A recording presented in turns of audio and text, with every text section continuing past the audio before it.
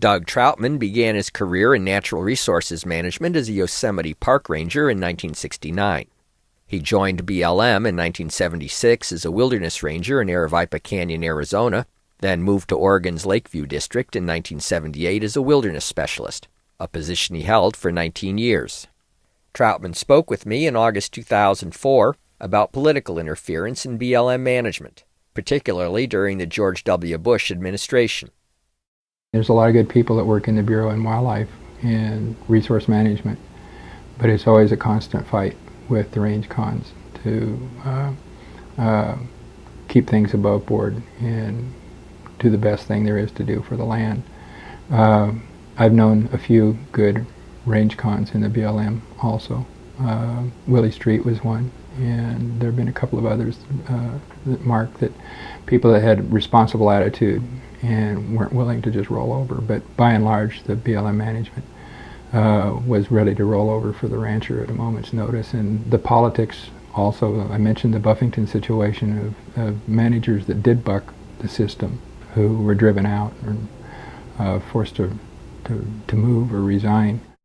No one bucked the system here pretty much. And it just wasn't politically astute to buck the ranchers.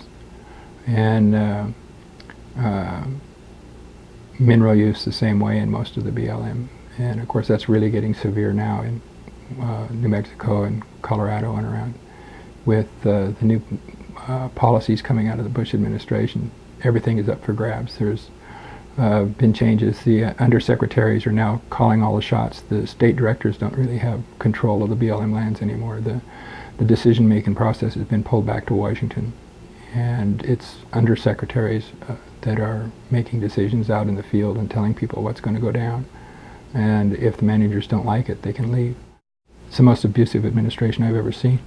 And I go back, to the 1960s and watching administrations in public lands and Park Service and around, and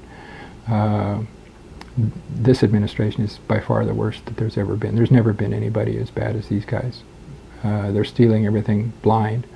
They're issuing FERC permits for license renewals on